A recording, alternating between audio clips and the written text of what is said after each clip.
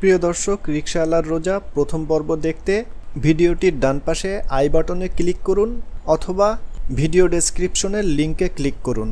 শুরু করছি দ্বিতীয় পর্ব। এখনও ভুলিনি জামাল আপনজন হারানোর সে যন্ত্রণা।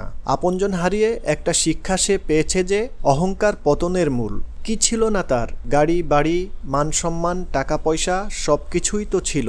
আর এটা আজকের সমাজের রীতি, যার টাকা থাকবে তার মধ্যে অহংকার জিনিসটাও শোভা পাবে। জামালও তার ব্যতিক্রম ছিল না। যখন গভীর রাত, তখন সে মদ্যপান করে বাড়ি ফিরছিল। মদ্যপান বোধহয় সেদিন একটু বেশিই করেছিল, তাই কোনটা তার বাড়ির রাস্তা সেটাই ঘুলিয়ে ফেলেছিল। আশ্চর্য বিষয়, সবাই যখন ঘুমে বিভোর থাকার কথা, তখনই রাস্তায় লোকজনের কোলাহল। রাত তখন 10টা বাজে। ঘোরে কিছু বুঝছিল না জামাল। এরই মধ্যে কেউ একজন এসে বলল, ভাই, একটা লোক অ্যাক্সিডেন্ট করেছে, একটু নিয়ে যাবেন? জামাল লোকটাকে একটা থাপ্পড় দিয়ে বলে, এটা আমার নিজস্ব গাড়ি, ভাড়ায় চলে না। লোকটি আবার বলে, ভাই, সে যাই হোক, একটু নিয়ে চলুন না। লোকটা খুব গুরুতর আঘাত পেয়েছে। জামাল বলে, আমি কি রাস্তার লোকজনের জন্য গাড়ি কিনে বসেছি?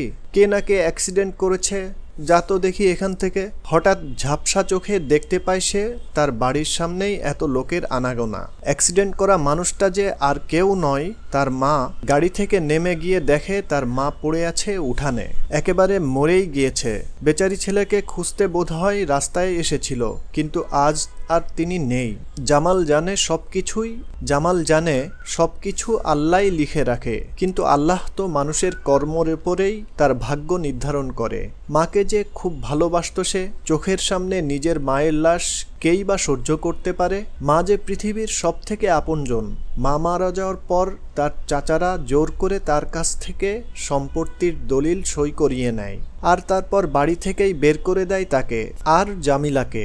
আজ সে নিঃস্ব, আজ তার কিছু নেই। হঠাৎ করে আবারও স্পষ্ট হয়ে উঠল সেই ভয়ঙ্কর অতীত। গুন্ডা মতো লোকটাকে কিছু আর বলতে পারল না সে। বাড়ি ফিরে গেল জামাল। বাড়ি গিয়েই দরজায় কড়া নাড়ল, আর তারপর সিয়াম ছুটে গিয়ে দরজা খুলল। বাবাকে দেখেই আনন্দে মেতে উঠল ছোট্ট সিয়াম। এক বুক আশা নিয়েই বাবাকে বলল, বাবা, গোশত নিয়ে এসেছো? দাও না বাবা, গোশতের প্যাকেটটা আমি গিয়ে মায়ের কাছে দিয়ে আসি। ফোনে যে জামিলার সাথে গোশত কেনার কথা বলেছিল, সে কথা তো সিয়াম জানে, আর তাই এক বুক আশা নিয়ে দরজাটা খোলে সে।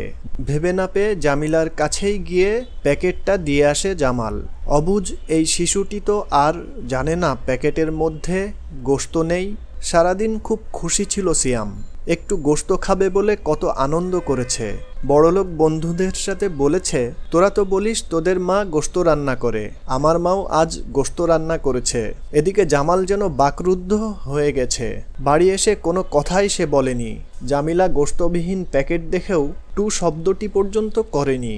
ভাত খাওয়ার সময় সিয়ামকে কী বা বলবে ভেবে কুল পায় না তার মা বাবা। অবশেষে সিয়ামের অপেক্ষার অবসান ঘটল। বিকাল পেরিয়ে সন্ধ্যা হলো। অবশেষে রাত্রি নামলো। বাবার সাথে আজ তারাবিও পড়তে গিয়েছিল সিয়াম। মসজিদ থেকে বাড়ি ফিরে আসার পথে বাবাকে বলেছে, বাবা, আমি আজ কতদিন পর গোশত খাবো। আমার না খুব আনন্দ হচ্ছে জানো। সিয়ামের একটা কথারও কোনো জবাব দিতে পারেনি জামাল। তবে খাওয়ার সময় তো সত্য লুকিয়ে রাখতে পারবে না সে। আল্লাহকে বলে, হে আল্লাহ, আমার ছেলেকে সঠিক বুঝ দিও। অবশেষে খাওয়ার সময় আসলো।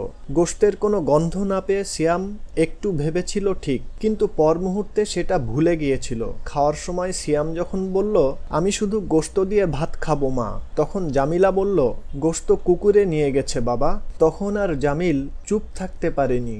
জামিলাকে বলল, মুমিন ব্যক্তির জন্য মিথ্যা কথা না, আর বাচ্চাদের কখনো মিথ্যা বলতে নাই। আমি সত্যিই টাকা জোগাড় করেছিলাম, কিন্তু গোশতের থেকে একটা অসুস্থ মায়ের চিকিৎসা হওয়া বেশি দরকার ছিল। জানো জামিলা, হাদিসে আছে রাসূল সাল্লাল্লাহু আলাইহি ওয়াসাল্লাম বলেছেন, যে লোক রোজা রাখার পরও মিথ্যা ও খারাপ কাজ ত্যাগ করেনি, তার পানাহার থেকে বিরত থাকায় আল্লাহর কোনো প্রয়োজন নেই। ছেলের মাথায় হাত বুলিয়ে বলল, তুমি চিন্তা করো না বাবা, দুনিয়ায় না হোক জান্নাতে গিয়ে তুমি গোশত খাবে। যারা ভালো কাজ করে তাদের আল্লাহ জান্নাতে দেয়, আর জান্নাতে কোনো অভাব থাকে না। সত্যি বাবা? তাহলে জান্নাতে গেলে আমি মিষ্টি ফল খেতে পারবো? হ্যাঁ, ওখানে কোনো খাবারের কষ্ট থাকবে না। তাহলে আমি আজ এই শাক দিয়েই ভাত খাবো বাবা। একটা মুচকি হাসি দিয়ে শাক দিয়ে ভাত খেয়ে নিল সিয়াম। পরের দিন সকালে আবার রিকশাটা নিয়ে জামাল বেরিয়ে পড়ল। রহমতের এই মাসে আবারও তার নজরে পড়ল সেই হোটেল। শুধু মানুষগুলো পাল্টে গেছে, পাল্টায়নি হোটেলওয়ালা। জামালের আগের দিনের কথাগুলো সে কান দিয়ে বের করেই দিয়েছে। আজ অবশ্য রিকশাতে কেউ নেই, তাই আজ আবারও হোটেলের দিকে ছুটল। হৃদয়ের মণিকোঠায় প্রভুর সেই আয়াতটা স্মরণ করল। আল্লাহ বলেন, তার থেকে আর কার কথা উত্তম হতে পারে যে মানুষকে আল্লাহর দিকে ডাকে, সৎ কাজ করে এবং বলে, নিশ্চয়ই আমি মুসলমানদের অন্তর্ভুক্ত। সে জানে আজ হয়তো আবার তাকে কথা শুনতে হবে, কিন্তু মানুষের কথায় ভয় তো অনেক আগেই উঠে গেছে। যেখান থেকে দিনের বুঝ পেয়েছে সেখান থেকে শুধু আল্লাহকে ভয় পায় সে। তাই ছুটে চলল হোটেলের দিকে আর বলল, যখন রমজান আসে তখন জান্নাতের দরজাসমূহ খুলে দেওয়া হয়, জাহান্নামের দরজাসমূহ বন্ধ করে দেওয়া হয়, আর শয়তানকে শৃঙ্খলাবদ্ধ করা হয়। হোটেলওয়ালা আবার ছুটে এসে জামালকে বলল, এই বেটা, নিজের কাজে যা তো, এখানে এসে হাদিস ঝাড়ছিস কেন? জামাল বলল, ভাইয়া একটা বই দিচ্ছি আপনাকে, পারলে একটু পড়বেন। হোটেলওয়ালার হাতে বইটা ধরিয়ে দিয়ে জামাল রিকশা নিয়ে আবারও পথে পথে বেরিয়ে পড়ল। হোটেলওয়ালার হাতে বইটা ধরিয়ে দিয়ে জামাল রিকশা নিয়ে আবারও পথে পথে বেরিয়ে পড়ল। সারাদিনের ক্লান্তির পর বাড়িতে ফিরল জামাল। বাড়ি গিয়ে দেখে জামিলার মুখে চিন্তার ছাপ। জামিলাকে জিজ্ঞেস করলো, কি হয়েছে জামিলা, তুমি এমন চিন্তা করছো কেন? বাড়ি ভাড়া নিতে আসার সময় হয়েছে যে। জামিলা বলল, বাড়ি ভাড়া নিতে আসার সময় হয়েছে যে, টাকা তো জোগাড় হলো না, এবার কি করবেন? জামাল বলল, জানি না, আল্লাহ কিছু একটা ব্যবস্থা করে দেবে, তুমি দেখো। দুজনের কথোপকথন এর মধ্যেই হঠাৎ দরজায় কড়া নাড়ল কেউ। জামিলা ভয় পেয়ে যায়, ভাবে ভাড়া নিতে এসেছে, এবার কি হবে জানতে যদি চ্যানেলটিকে সাবস্ক্রাইব না করা থাকে, চ্যানেলটিকে সাবস্ক্রাইব করে এবং নোটিফিকেশন পেতে বেল আইকনে প্রেস করুন। সবাই ভালো থাকবেন, দেখা হচ্ছে পরবর্তী ভিডিওতে ইনশাআল্লাহ।